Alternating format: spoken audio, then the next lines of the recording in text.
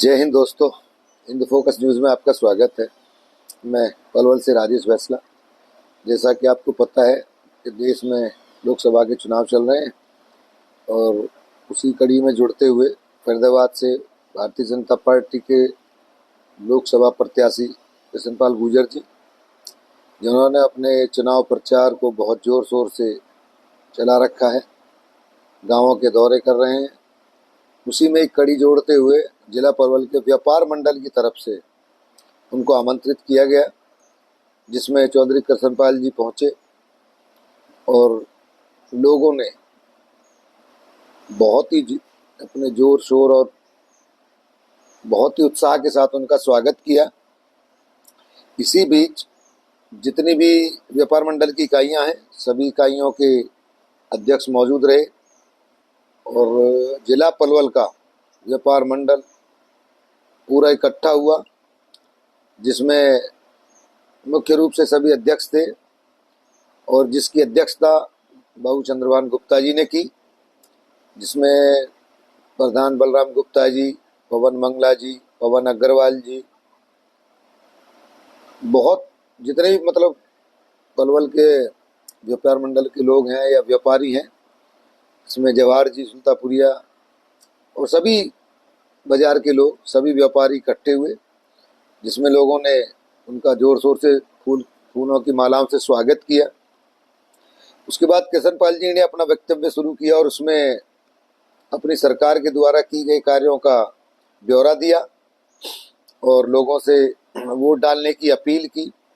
अच्छा, उसी चीज़ में एक बहुत अच्छी चीज़ देखने को मिली है, जिसमें कि कृष्णपाल जी द्वारा कहा गया है कि जी व्यस्तता को चलते हुए या अब तक का जो मेरा कार्यकाल रहा है, अगर भूल हमसे कोई हुई है, कोई जाने अनजाने में मेरे से गलती हुई है, तो मैं हाथ जोड़ के सभी से उसकी क्षमा याचना करता हूं। इन सब शब्दों के साथ सुनकर सभी व्यापारी भाइयों ने पूरे व्यापार मंडल पलवल की तरफ से उनको आश्वासन दिया कि हम पूर्ण समर्थक आपको देते हैं और समर्थन के साथ उन्होंने ये नारा भी दिया कि अब की बार 400 पार और मोदी जी को तीसरी बार प्रधानमंत्री बनाएंगे और कृष्णपाल जी को तीसरी बार यहाँ से सांसद बनाकर भेजेंगे। इसी भावनाओं के चलते उन्होंने एक शब्द और बोला कि देखिए, हमारी पार्टी के जो मुखिया हैं नरेंद्र मोदी जी हैं और दूसरी तरफ कोई नहीं है। तो इन सबको देखते हुए उन्होंने बहुत ही उत्साह के साथ अपने जो सरकार के कार्य हैं उनको गिनाया, लोगों का अभिवादन स्वीकार किया और लोगों ने भी तन मन धन से उनका साथ देने की अपील की है और लोगों ने उनको भरोसा दिलाया है कि आपको पिछली बार से भी ज़्यादा जो आपकी जीत हुई थी वोटों से, उससे भी ज़्यादा वोटों से जिताकर आपको यहाँ से भेजेंगे। इसी के साथ उन्होंने अपना चाय नाश्ते का जो प्रोग्राम किया हुआ था वहाँ चले गए और सभी भाइयों ने बढ़ चढ़कर इसमें हिस्सा लिया। मैं हिंद फोकस न्यूज़ के लिए राजेश बैसला पलवल से, और प्लीज़ चैनल को ज़्यादा से ज़्यादा लाइक करें, सब्सक्राइब करें। जय हिंद, जय भारत।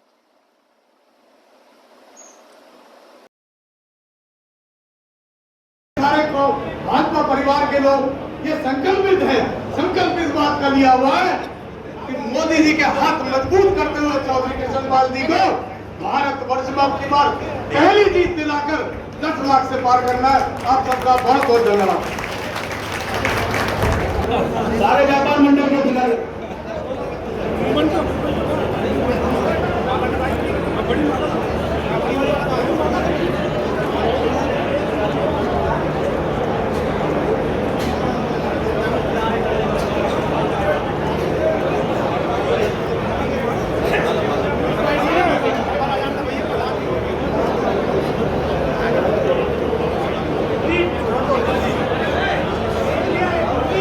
इसी घड़ी को जोड़ते हुए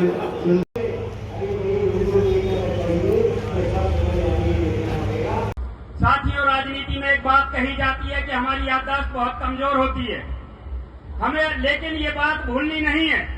हम अच्छी तरह से जानते हैं आज से 10 साल 15 साल पहले हमारे इलाके की चौधर 10-10, 15-15 गाड़ियां भर करके बड़े बड़े नेताओं और बड़े बड़े मंत्रियों के यहाँ पर जाते थे। किस लिए जाते थे कि भैया नेताजी हाथ जुड़वा करके हमारी एक गली बननी है, एक सड़क बननी है, इसके लिए हम वहाँ पर जाते थे। आज आपको बिना मांगे ब्लॉक मिल रहा है, हॉस्पिटल मिल रहा है, कॉलेज मिल रहा है, अच्छी सड़क मिल रही है, फ्लाईओवर मिल रहा है, और लोग जो विपक्ष के लोग हैं वो हमसे पूछते हैं कि केंद्रीय मंत्री कृष्ण पाल गुर्जर ने किया क्या है। या तो वो लोग आंखों के अंधे हैं या फिर इन्हें कुछ दिखता नहीं है। इतना विकास कार्य वेशलात के अंदर हुआ है, लेकिन एक झूठा भ्रामक प्रचार फैलाने का काम हो रहा है। एक शेर याद आता है, सच्चाई छुप नहीं सकती कभी झूठे उसूलों से, और खुशबू आ नहीं सकती कभी कागज के फूलों से। एक जो झूठा प्रचार करने की कोशिश की गई है कि भाई वहां तो बैसलात में कैसा माहौल है, ऐसा माहौल है। आज के इस कार्यक्रम में हजारों लोग जो यहाँ पर इकट्ठे हुए हैं, 36 बिरादरी के लोग इकट्ठे हुए हैं, पूरी बैसलात और आसपास करके जो लोग यहाँ पर इकट्ठे हुए हैं, हमारी सरदारी यहाँ पर आई है, उन्होंने इस बात पर मोहर लगा दी है कि बैसलात में एक तरफा माहौल है, विपक्षियों का सूपड़ा साफ हो चुका है। तो साथियों, आपसे पुनः वोट की अपील करता हूँ, मामले को बिगड़ने मत देना, बदले का काम नहीं करने देना है। एकजुट एकता के साथ में मोहर लगा दो, तीसरी बार में इससे भी बड़े काम होंगे। भारत माता की जय श्री राम।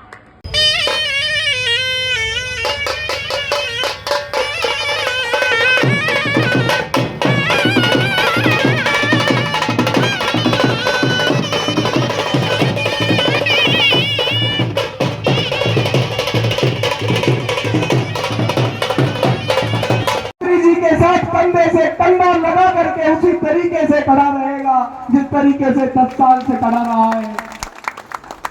ज्यादा कुछ ना कहते हुए, क्योंकि समय का अभाव है, मेरी आपसे इतनी ही इंतजा है, मेरी आपसे इतनी ही आरजू है। जय हिंद दोस्तों, हिंद फोकस न्यूज में आपका स्वागत है।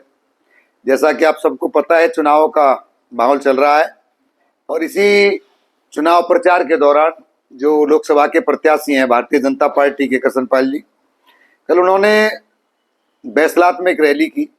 बल्कि रैली क्या, बैसलात में एक प्रोग्राम था और कुछ पता चला है या बताया लोगों ने जी, वहाँ से कोई लोग रूठे हुए थे। मगर कल जैसे हमें भी सूत्रों के हिसाब से पता चला है कि वास्तव में ही देखने लायक सीन था। पूरी बैसलात ने एक होकर उनको अपना समर्थन दिया और बैसलात के सबसे बड़े गांव बडौली में ये जनसभा हुई और इसमें पूरी बैसलात के गणमान्य लोगों ने हिस्सा लिया और पूरी पब्लिक थी वहाँ और सब ने मन से उनको अपना समर्थन दिया। अच्छा, उसके एक और कारण क्या था कि कृष्ण पाल जी ने खुद कहा था कि भाई जाने अनजाने में या कोई भी मेरे से अगर गलती हुई है तो मैं अपना परिवार से, अपने भाइयों से, अपनी जनता से हाथ जोड़ के क्षमा मांगता हूँ। जिसका पब्लिक भावनात्मक जुड़ाव होता है नेता का, और उस भावनात्मक जुड़ाव के चलते हुए पूरी बैसलात के लोगों ने तन मन और धन से उनको अपना समर्थन दिया और लोगों ने कहा कि आप जितने वोटों से जीत के आए हैं, आपके उससे भी ज़्यादा वोटों से आपको हम जिता के संसद भेजेंगे। इसी के साथ राजेश बैसला, हिंद फोकस न्यूज के लिए चैनल को ज़्यादा से ज़्यादा लाइक करें, सब्सक्राइब करें। जय हिंद, जय भारत। जो हमने सर्वे किया है, हमने एक डोर जाकर के सर्वे किया है। भाई एक बता कि असली बात बता, हमने कि हमारे नेताजी में कोई भी एक भ्रष्टाचार सोगत कर दो। उन्होंने कि मैं कोई भ्रष्टाचार नहीं है, बल्कि पुराने जो लीडर जो खड़े हुए उन्होंने फिर क्या क्या कर रखा है मैं कहना नहीं चाहता, पार के पार भेज दिए भाई साहब। लेकिन मैं आप सच बता रहा हूँ कि बहुत भारी बहुमत से पैदावार से जीत रहे और ये एरिया तो प्लस में जाएगा। सारे आदमी से एक प्रार्थना है कि 25 तारीख को भाई देखो प्लीज हाथ जोड़ के बता रहा हूँ, क्योंकि मैं जानता हूँ एक वोट की वैल्यू क्या होती है। मैं एक बार 2 वोट से हार गया था, 6 बार 6 इलेक्शन लगातार जीता, 7वीं बार में एक वोट की वैल्यू होती है। 25 तारीख को कितनी भी धूप पड़े, गर्मी पड़े, कुछ भी करे, पर भाई एक वोट पे जाकर के वोट कर। भारत माता की जय, भारत माता की जय। भी कुछ कहना चाहते हैं एक ही बात में हमारे आज के प्रोग्राम के इसके संयोजक भी हैं, पत्रकार भी हैं, पूर्व पार्षद भी हैं, श्री बलराम गुप्ता जी। व्यापारी हमारा जो मंडल है उसकी तरफ से 2 शब्द हैं, वो इनकी बात रखें। श्री बलराम गुप्ता जी।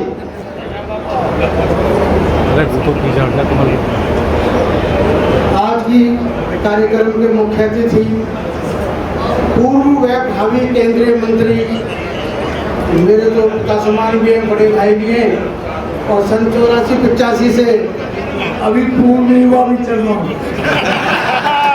हमारे साथों भाभी भी लगा दिया, दोनों बात पूरी करती है। और तो बढ़िया होना जी, मैं ऐसे कैसे छोड़ दूंगा बीच में। मैं उनका स्वागत करता हूँ। मेरे जितने भी व्यापारी भाई आए हैं और जो जिन जिन की दुकान पर हम लोग आज पूरे दिन मेहनत करके गए हैं, कुछ लोग जैसे बाहर जा रहे थे, कुछ लोग बीमार थे, कुछ लोगों ने किसी कारण से असमर्थता प्रकट की, लेकिन बहुत अच्छी तरीके से उन्होंने समर्थन किया, उनका भी मैं धन्यवाद करता हूं। और मंत्री जी, मैं झूठ तो बोलता नहीं, एक आपको बहुत सच्ची बात बताता हूँ, क्योंकि मैं 25 साल पार्षद रहा हूँ, आप भी बहुत साल पार्षद रहे हो, और लोगों में जो ज़्यादा झूठ बोलता है ज़्यादा दिन चलता भी नहीं है। आप बहुत, इसीलिए आप लगातार MLA भी रहे हो और MP भी रहे हो। हम लोग आज पूरी टीम के साथ, पूरी व्यापार मंडल की टीम के साथ पूरे बाजार में, पूरे शहर की एक दुकान पर गए।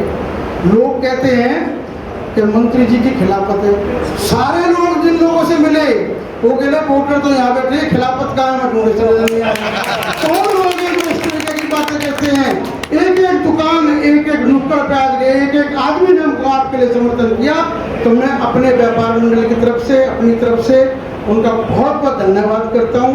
अपनी पूरी टीम का तहे दिल से स्वागत करता हूं कि भरी गर्मी में आज उन लोगों ने जो मेहनत की है और सारे लोग यहाँ इकट्ठे हुए हैं, आए, अपना कीमती समय निकाला, उनका धन्यवाद करता हूं। एक बात लास्ट में कह रहा हूँ, क्योंकि मंत्री जी के बहुत ज़्यादा प्रोग्राम है, कहने को तो बहुत सारी बातें थी, पर लेकिन क्योंकि व्यस्तता बहुत है, एक बात मैं कहना चाहता हूँ, फर्क बताना चाहता हूँ, अपने शब्दों में बताना चाहता हूँ। साथियों, जब हमारे घरों में शादियाँ होती थी तो हम लोग आज तो कोई बर्फी बनाता है, कोई गुलाब जामुन बनाता है, कोई रसमलाई बनाता है, पहले लोग लड्डू बनाते थे। क्यों बनाते थे? क्यों लड्डू बनाते थे? खुशी। कोई किसी भी जाति का है, किसी भी धर्म संप्रदाय का है, ईमानदारी से कहता हूँ, सब यही कहते हैं कि मोदी बनेगा। सबके दिल की आवाज ये है, और वो कहते हैं ना, आवाज खलक नकाराए खुदा। जो जनता की आवाज होती है वो भगवान की आवाज होती है, इसलिए भगवान की आवाज आपकी आवाज है। अब एक बात बताऊं, मोदी प्रधानमंत्री कब बनेगा? जब उसका कैंडिडेट MP बनेगा, तभी तो बनेगा, या बगैर उसके MP के वो प्रधानमंत्री बनेंगे तभी बनेंगे ना। तो इसलिए 25 तारीख को आपका एक एक वोट कमल के बटन को दबाकर तीसरी बार अपने भाई को भी मौका देंगे और नरेंद्र मोदी को भी तीसरी बार देश का प्रधानमंत्री बनाएंगे। और ये वोट सिर्फ कृष्णपाल के लिए या मोदी के लिए नहीं होगा, एक श्रेष्ठ भारत के लिए, एक विकसित भारत के लिए वोट होगा। अंत में इतना कहना चाहता हूं, मोदी ने पूरा जीवन देश के लिए दिया है, अपने लिए कुछ नहीं। और पिछले 23 साल से 13 साल मुख्यमंत्री, 10 साल प्रधानमंत्री, वो बिना रुके, बिना थके, बिना छुट्टी ली लगातार देश के लिए कि मेरा भारत दुनिया का श्रेष्ठ भारत बने, विकसित भारत बने, उसके लिए काम कर रहा है। इनके पास तो कोई एजेंडा नहीं है। मैं बताता हूँ, मोदी जी ने सरकार तीसरी बार बनने के बाद अगले 100 दिन का एजेंडा भी तय कर लिया है कि मुझे क्या करना है। तो ये देश को अगले 25 साल में ये वहां ले जाना चाहता है जहां किसी की सोच भी नहीं। तो अंत में इतना कहते, जैसे मोदी को इस देश के 140 करोड़ लोगों पर भरोसा है, मुझे भी अपने लोकसभा क्षेत्र की 36 बराबरी का घोषणा। क्यों जैसे पहले आशीर्वाद दिया था, इस बार भी ऐसा ही आशीर्वाद भारतीय जनता पार्टी को मिलेगा। और देखिए मैं कॉलेज टाइम से 78 से मैंने चुनाव लड़ना शुरू किया था। निगम, MLA, MP सब चुनाव मैंने लड़े। संगठन में भी मैंने काम किया।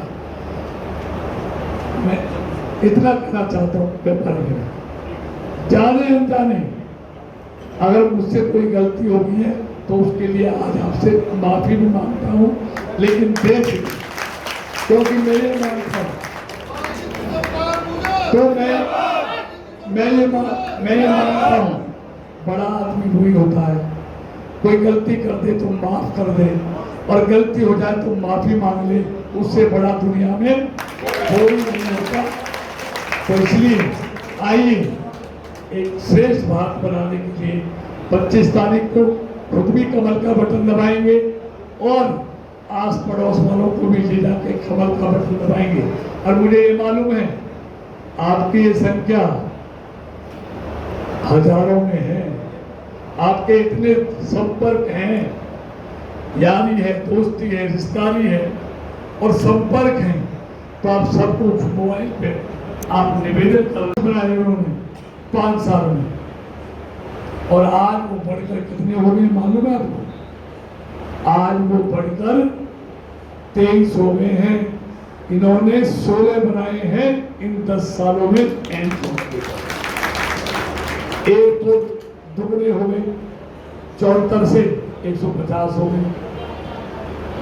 तो रोड हाईवे 70 सालों में 91,000 किलोमीटर थे, मोदी जी ने 10 सालों में 55,000 किलोमीटर बना दिए। तो ये सारी बातें हैं। कुल मिला के सवाल ये है कि आज देश में कोई ऐसा दल, ऐसा नेता बताओ बीजेपी को छोड़ के जो अपने दम पर पूर्ण बहुमत की सरकार इस देश को दे सकता है कोई? इसीलिए तो सारे एक हुए हैं, अपना दम बचा नहीं, इसलिए सारे एक होकर मोदी को हटाना चाहते हैं। कांग्रेस की हैसियत आज इस देश में इतनी है कि 543 में से आधी सीटों पर चुनाव लड़ रही है, ये कांग्रेस की हैसियत है। और उसमें भी सिर्फ इतनी कोशिश है कि 50 से 5 कम जीतेंगे, 50 से 5 ज्यादा जीतेंगे, इतनी हैसियत कांग्रेस की बची है। दूसरा मैं ये पूछना चाहता हूं कि आज एक तरफ मोदी है, चेहरा है देश के लिए, कमल को बटन दबाओगे तो मोदी प्रधानमंत्री बनेगा, ये सब जानते हैं। किसी ने भी दूसरा बटन दबाया, उसको मालूम है कौन प्रधानमंत्री बनेगा? आप में से किसी को मालूम है कौन बनेगा? पता ही नहीं। और आपको पता नहीं, जो चुनाव लड़ रहे हैं उनको पता नहीं है कौन बनेगा। ये हालत है। और फिर हमसे ये कहते हैं भाई मोदी चेहरा है, आप भी देश के लोगों को बताओ कौन प्रधानमंत्री होगा। मोदी नहीं तो कौन? ये तो देश को बताना पड़ेगा, लेकिन नहीं है बताने के लिए। जो उनके पास सौदा है वो सब घोटालों में जेल होकर जमानत पर आए, इसलिए कोई चेहरा बचा नहीं है। 12 लाख करोड़ के घोटालों की कालिक चेहरे पर पुती हुई है। इसलिए वो सोचते हैं अगर हमने कोई बता दिया तो रिजल्ट तो 4 जून को आएगा, अगर हमने चेहरा दिखा दिया तो उसी दिन पार्टी की लुटिया डूब जाएगी। इसलिए वो नहीं बता कि रिजल्ट से पहले रिजल्ट आ जाए। अब मैं अगली बात करता हूं। देखिए शाम का समय है और हमारे हिंदू धर्म में कहा जाता है कि जब दोनों वक्त मिलते हैं तो झूठ नहीं होता, सच निकलती है दिल से, जो दिल में होता है वही। मुझे आपकी आत्मा क्या बोलती है, आपका दिल क्या गवाही देता है कि तीसरी बार आपने पहले ही बोलते मत पूछो कि तीसरी बार इस देश का प्रधानमंत्री कौन बनेगा? जरा हाथ खड़ा करके बताओ।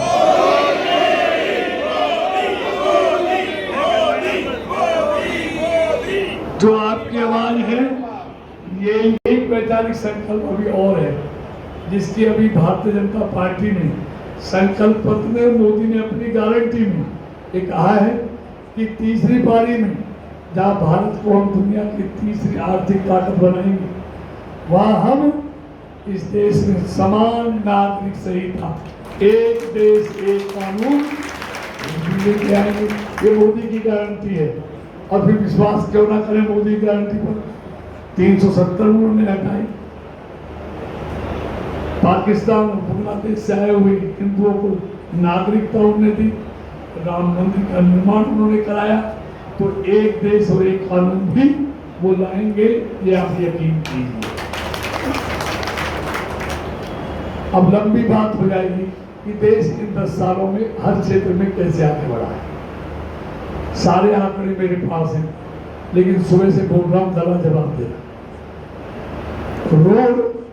रोड हो, ग्रामीण रोड हो, हाईवे हो, रेल का इलेक्ट्रिफिकेशन हो, रेल का दोहरीकरण हो,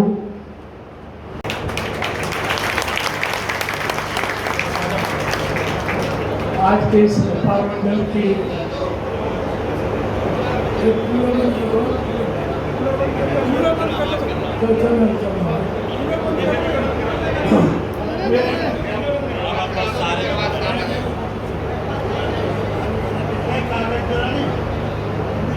पार्लियामेंट के आज के कार्यक्रम की अध्यक्षता कर रहे आदरणीय श्री चंद्रभान गुप्ता जी,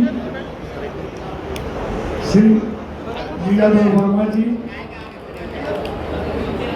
विनोद जैन जी संस्था के प्रधान, भाई बलराम गुप्ता जी प्रधान, पवन मंगला जी, चंदीराम गुप्ता जी, परवीन गंज जी, नरेश चंद्र सिंगला जी, उदयभान सिंगला जी, रविंद्र गुप्ता जी, नरेश गर्ग जी, गोपाल शरण जिंदल जी, मनोज कुमार जी, और हरेंद्र पाल राणा जी, वीरपाल दीक्षित जी, मंच पर बैठे हुए सभी अतिथिगण, आदरणीय विद्वान व्यापारी बंधु, पत्रकार, क्योंकि 2 महीने से लगातार सुबह से शाम तक बोलने के कारण गला बहुत खराब है। आज आपके बीच में आकर मुझे खुशी हुई। आप 31 संस्थाओं के सारे प्रधान यहाँ आए हैं, उनका भी और आप सबका भी